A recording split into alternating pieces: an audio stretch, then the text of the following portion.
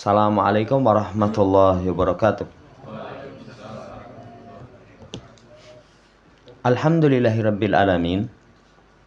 Hamdan katsiran thayyiban mubarakan fih.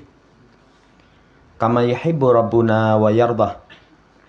Asyhadu an la ilaha illallah wahdahu la syarikalah. Wa asyhadu anna Muhammadan abduhu wa rasuluh. Allahumma salli ala Muhammad wa ala ali Muhammad. Allahumma anfa'na bima 'allamtana wa 'alimna ma yanfa'una wa zidna ilma. Ma'asyiral muslimin rahimani wa rahimakumullah. Melanjutkan pembacaan Qawaidul Qur'aniyah, masuk pada Al-Qaidatus Sabi'atu wal Arba'un, kaidah yang ke-47. Penulis membawakan surat At-Taghabun ayat yang ke-11. Wa may yu'min billah yahdi qalbah. Siapa yang beriman kepada Allah, maka Allah akan menunjuki hatinya. Hadhihi qaidatun Qur'aniyatun muhkamat. Ini sebuah kaidah Quran yang muhkamat, yang jelas gamblang. Nahnu bi amasil hajati ilaiha kullahinin. Kita sangat butuh kepada kaidah ini setiap kesempatan. Wa bihasatin, lebih khusus hina yubtalal insanu bimusibatin minal masaibi al muzajjati. Lebih khusus ketika seseorang diuji dengan satu musibah dari musibah yang mengganggu. Jadi kalau seorang mendapatkan musibah, kemudian dia ingat kaidah ini, siapa yang iman kepada Allah, Allah akan tunjuki hatinya. Mengimani musibah itu merupakan ketetapan Allah. Ya, ini sudah takdir. Maka nanti hatinya akan mendapatkan hidayah. Menunjukkan saudara yang saya hormati, kita sangat butuh kepada kaidah ini setiap keadaan. Wa ma aksar wa fi hadal asr. Alangkah banyaknya di masa sekarang musibah, problem yang semuanya itu membutuhkan untuk mengingat kaidah ini. Kemudian kata penulis, wa hadil qaidatul Qur'aniyah ja'a dzikruha dimna ayatin karimatin fi surati Taghabun. Kaidah Quran ini datang penyebutannya itu kandungan satu ayat yang mulia dalam surat At-Taghabun. Ma asaba min musibatin illa biidznillah wa may yu'min billah yahdi qalbah wallahu bikulli syai'in alim. Tidaklah ada satu musibah yang menimpa kecuali dengan izin Allah. Jadi yakin semua yang menimpa kita itu sudah merupakan ketetapan Allah. Siapa yang iman kepada Allah, salah satunya iman kepada takdir. Musibah yang menimpa dia itu sudah Allah tulis, sudah Allah kehendaki, sudah Allah ciptakan. Ya, kemudian sudah Allah ilmui.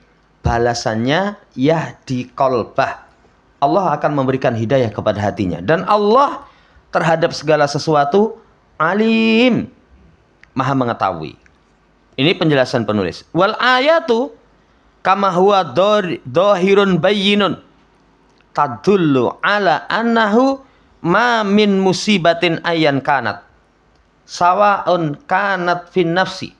Ayat ini sebagaimana ayat ini merupakan ayat yang dhahir bayyin, jelas gamblang nampak, menunjukkan bahwasannya tidak ada satu musibah apapun itu. Contoh, sawaun kanat fin nafsi. Musibah berkaitan dengan diri. Apa musibah berkaitan dengan diri? Penyakit. Apa musibah dengan diri? Kecelakaan. Apa musibah dengan diri? Meninggal. Au fil mali, atau musibah dalam harta. Apa musibah dalam harta? Punya barang dicuri orang, ditipu orang, ditipu sama orang. Oh, sekarang penipuan itu masya Allah itu luar biasa. Ya, kemarin ada orang mana itu kenalan sama perempuan. Ya, nenggon fotone itu wah bulat-bulat. suruh transfer uang mau lamaran, ternyata fotone wong liya sing dipajang. Penipuan. Jamaah hormati, harta ditipu misalkan, suruh transfer, Bapak mendapatkan hadiah 75 juta, kon ngirim sik. Penipuan harta, itu musibah. Aufil walad, atau berkaitan dengan anak. Anak itu misalkan meninggal, orang kehilangan anak, berat.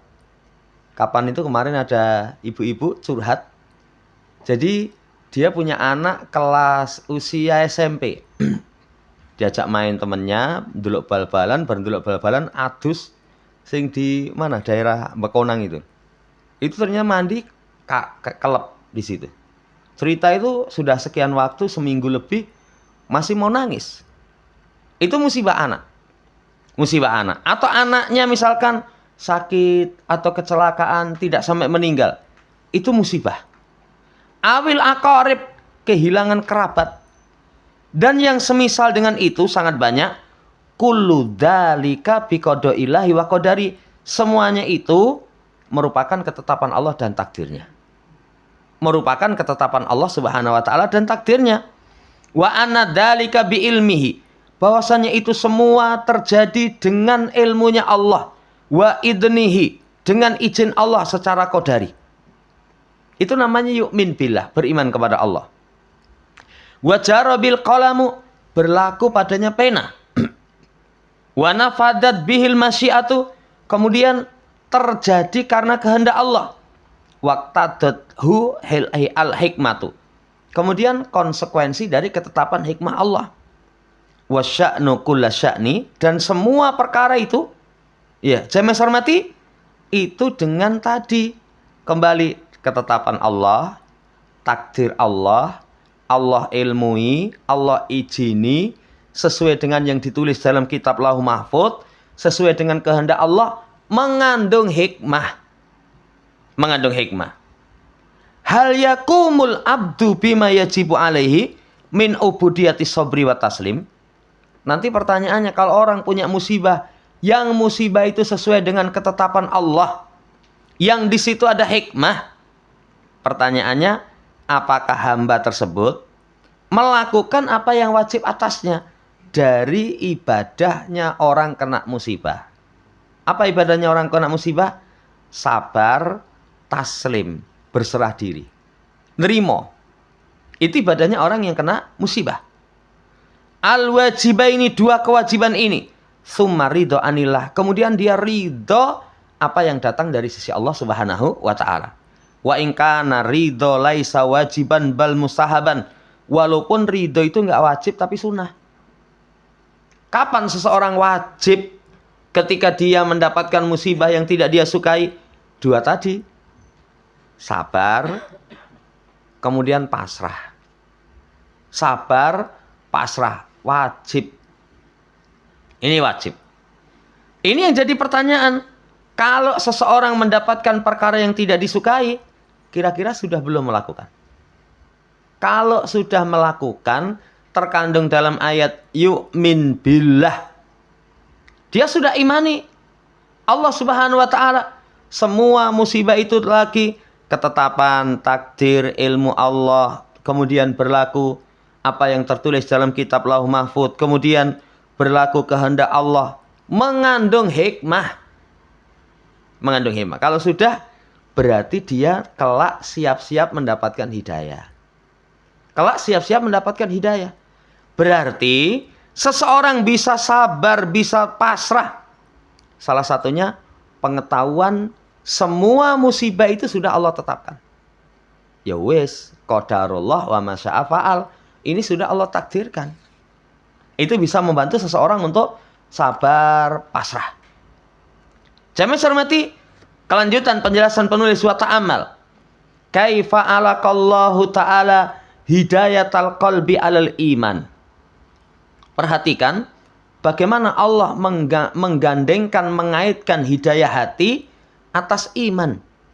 Wa may yu'min billah yahdi qalbah. Dzalika annal asrafil mu'min an yurawidahu al imanu ala talakil masaib. Yang demikian itu keimanan, pokok keimanan itu supaya seseorang ridho menerima musibah-musibah yang menimpa. Makanya nanti ada menerima ketetapan, menjalani ketetapan. Kalau menerima ketetapan, keimanan menuntut seorang terhadap ketetapan Allah itu ridho. Makanya ada zikir pagi, zikir sore. Ini siapa yang dia baca 3 kali, Allah akan ridho kepada dia. Raditu billahi rabba wa bil islami dina wa bi Muhammadin sallallahu alaihi wasallam nabiyya rasulah. Kalimat pertama, raditu billahi rabba. Raditu, aku ridho Allah sebagai Rabb. Menerima ketetapan wajib ridho. Menerima ketetapan wajib ridho. Dikasih ketetapan apapun wajib ridho. Ketetapan Allah kan ada 2. Ada kauniyah, namanya takdir. Ada syar'iyah. Syar'iyah itu ketetapan berkaitan dengan aturan-aturan. Orang yang beriman secara asal menerima ketetapan itu wajib. Itu wajib. Termasuk takdir ya, wajib dia terima. Wajib dia terima. Ketetapan syariat wajib, walaupun mungkin dalam pelaksanaan berat, boleh itu. Contohnya, kutiba alaikumul qital wa huwa kurhul lakum.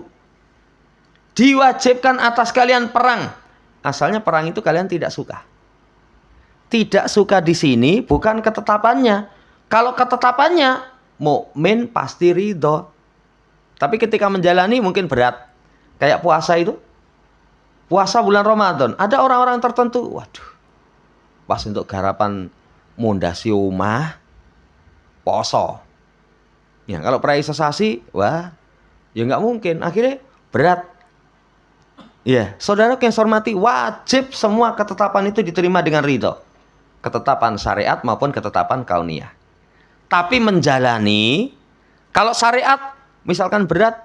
Ya tadi contohnya. Diwajibkan atas kalian perang, dan itu kalian asalnya tidak suka. Sama ketika seseorang diberikan musibah-musibah. Wah, saya nggak senangi. Yang wajib sabar sama taslim tadi. Dalam menjalani. Nanti kalau ridho, itu sunnah. Pernah kita sampaikan, orang menjalani ketetapan takdir. 4. 1. Sabar. Ini menjalani ya, bukan menerima ketetapan. Menjalani. Sabar. Sabar itu nangis boleh. Sedih boleh. Tapi tidak maksiat. Yang kedua, ridho. Yang pertama tadi, yang wajib sabar. Yang kedua, ridho. Itu sunnah. Yang ketiga, paling tinggi syukur. Paling tinggi syukur. Itu 3 yang disyariatkan. Adapun yang terlarang, yang keempat, keluh kesah. Keluh kesah menjalani takdir itu tidak diperbolehkan. Kembali, saudara yang saya hormati, Allah gandengkan hidayatul qalb, hidayah hati itu dengan iman. Karena asal iman itu ridho dalam menerima ketetapan Allah. Wattiba'u ma ya'muruhu syar'u. Mengikuti apa yang diperintahkan oleh syariat. Minal bu'di anil jazai, dari menjauhi keluh kesah, menjauhi hula. Walaupun kebanyakan manusia memang keluh kesah. Innal insana khuliqa halu'a. Sesungguhnya manusia itu diciptakan memang senangnya keluh kesah, panik. Ya. Mutafakkiran fi an hadil hayata la tahlu min mughasatin wa muqaddaratin. Dengan merenungkan memang kehidupan ini nggak pernah kosong dari namanya kekeruan. Namanya hidup itu nggak pernah lepas dari keluh kesah. Nggak pernah lepas dari kotoran. Nggak pernah lepas. Nggak pernah lepas. Kan kalau orang yang beriman, istirahatnya itu nanti kalau mati. Sebagaimana dalam hadis, ketika Nabi sedang duduk-duduk dengan sahabat, ada jenazah yang lewat. Kata Nabi, mustarihun. Setelah itu datang lagi jenazah yang lain. Kata Nabi, mustarahun minhu. Yang pertama mustarih, yang kedua mustarah minhu. Sahabat tanya, Rasul, tadi ada jenazah engkau katakan mustarih. Ada jenazah lagi mustarahun minhu. Apa sih mananya? Kata Nabi, orang iman itu kalau mati beristirahat. Dari mukaddarat, dari munghasat. Jadi dari semua keluh kesah, dari semua penderitaan. Itu kalau orang yang beriman mati leren. Wis, leren. Sudah tidak mendapatkan ya beratnya lagi. Karena memang hidup di dunia itu khalaqnal insana fi kabad. Manusia itu diciptakan dalam kondisi susah payah. Susah payah. Tapi kalau orang yang fasik, itu yang diistirahatkan darinya. Itu sing leren, dalam kata Nabi SAW itu, hamba, negeri, pohon, binatang. Semuanya merasakan santai. Semuanya merasakan santai. Kalau orang fasiknya mati, negarane ya wis tenang. Wis tenang ini. KPK ini nganggur iki, lha ngopo? Anu koruptore mati misalkan. Ya. Ini nanti sampai kewan-kewan saja merasakan tenang itu. Orang itu kalau fasik, kewan saja merasakan penderitaan. Tikus mati. Tikus misalkan. Kalau orang fasik membunuhnya dengan cara penyiksaan. Dengan penyiksaan. Kewan saja misalnya sapi itu kalau ketemu orang fasik, beleh di grojok banyu itu mulutnya itu. Sumpeli selang habis itu diuripke, begitu wis webak klenger-klenger itu baru dibeleh. Sapi alhamdulillah sing glonggong wis mati. Ya, ini saudara yang saya hormati, demikian. Hadza kama huwa muqtadul iman. Seperti inilah.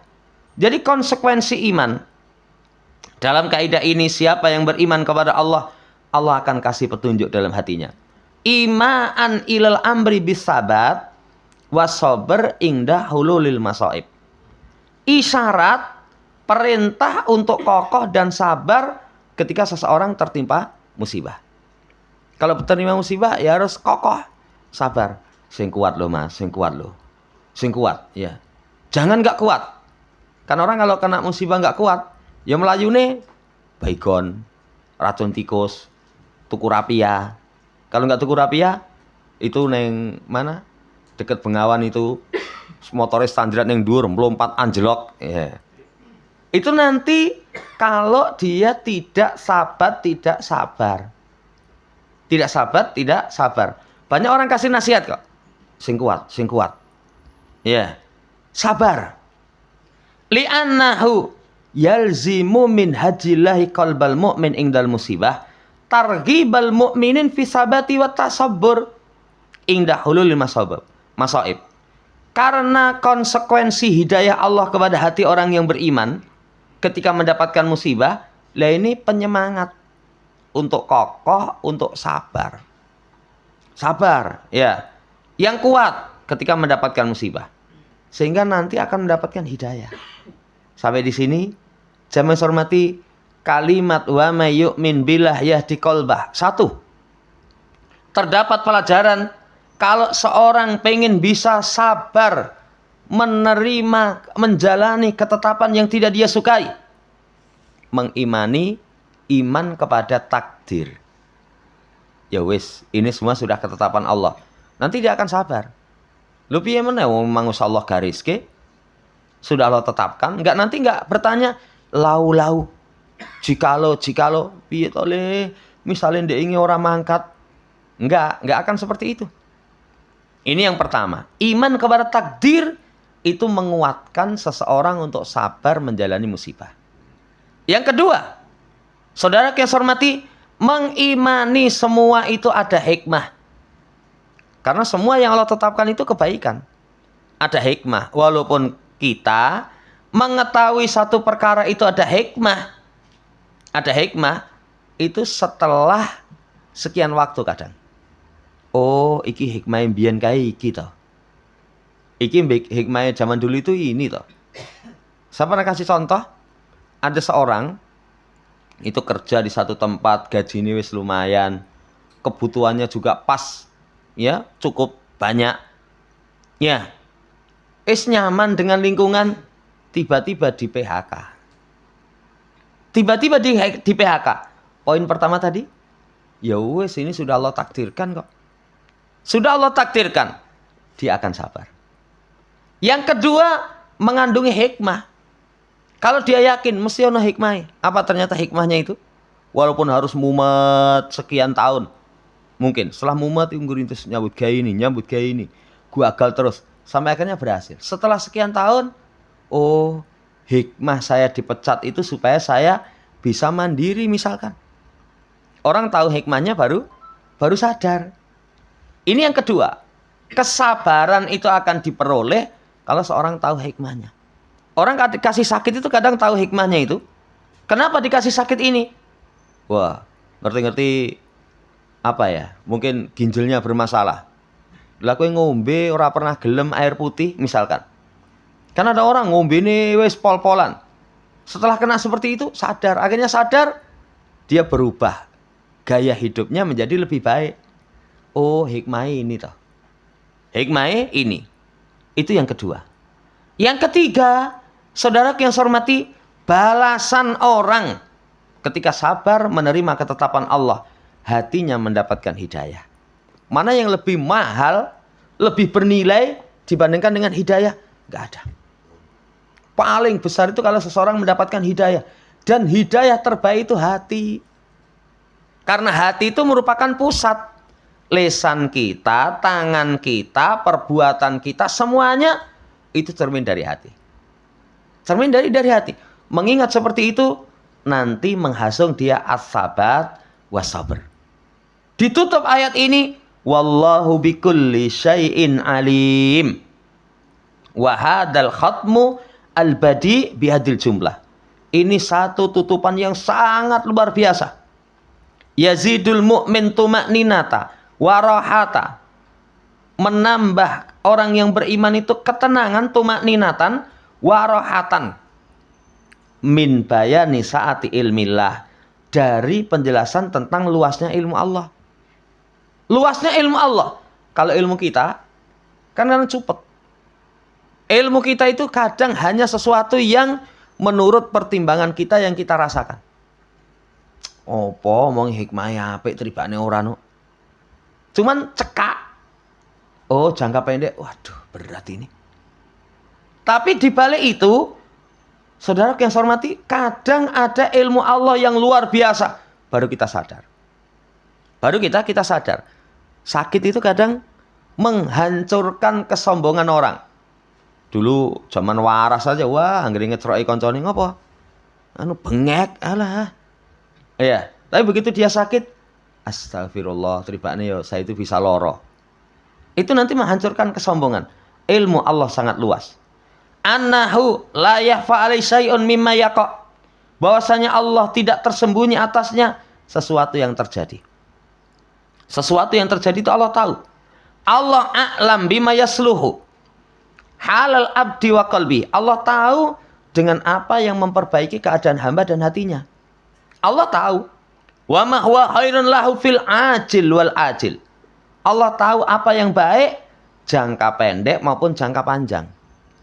Jangka pendeknya Allah tahu, jangka panjangnya Allah tahu. Kalau kita kan kadang cuman cupet.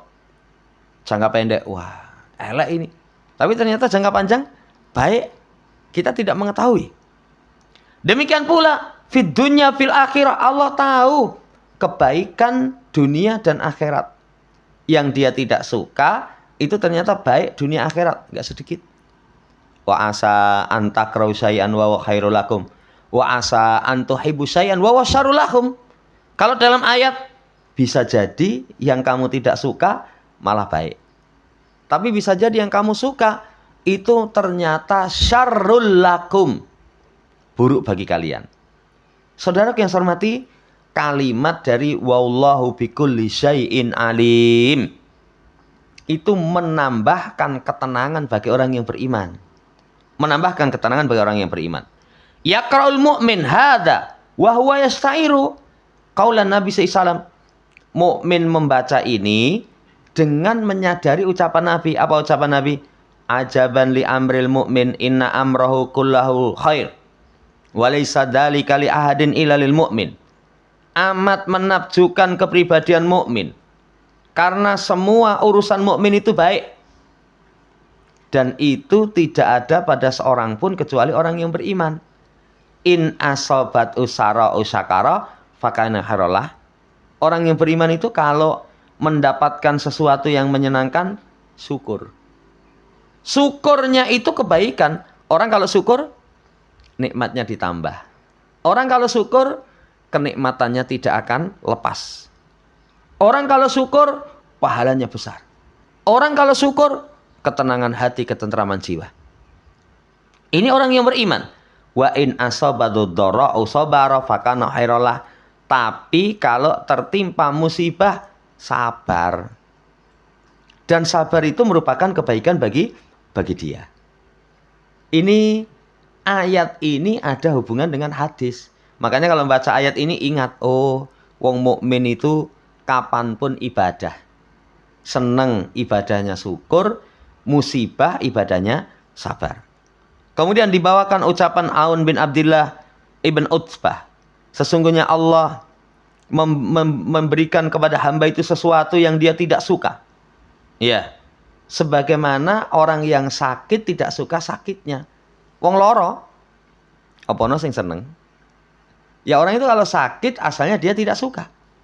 Wa ahlu sobiyuhum ala dawa. Masuk padanya orang yang punya anak itu seperti ketidaksukaan anak terhadap obat. Anak itu kalau loro, arang wae obat itu wah angel itu.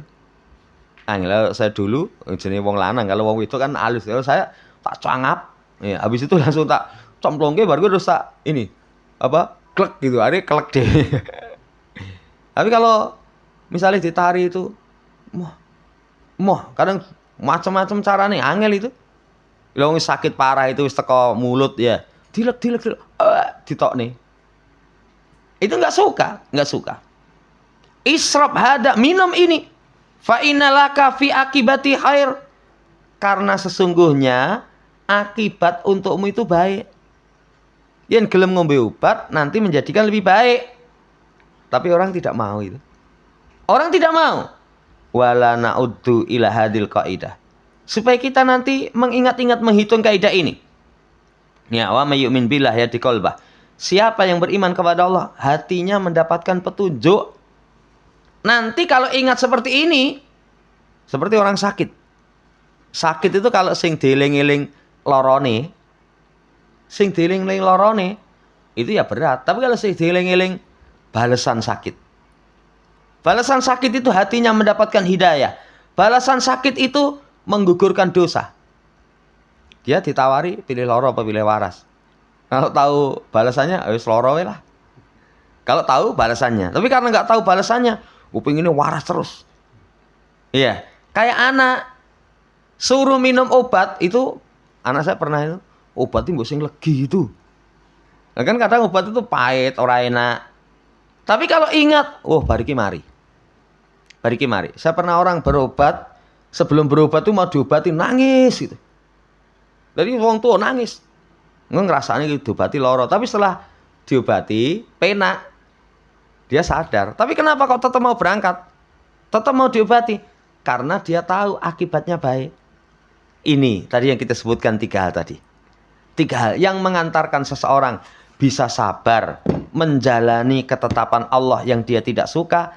1, iman kepada takdir. Yang kedua, meyakini semua mengandung hikmah. Yang ketiga, balasan. Balasan kesabaran itu ternyata luar biasa. Ini dulu, insya Allah nanti lanjut pada penjelasan setelahnya. Semoga Allah Subhanahu Wa Taala berikan taufik untuk kita ketika mendapatkan kesenangan bersyukur, mendapatkan musibah bisa bersabar. Wallahu ta'ala alam. Demikian sebelum ditutup, ada yang tanyakan?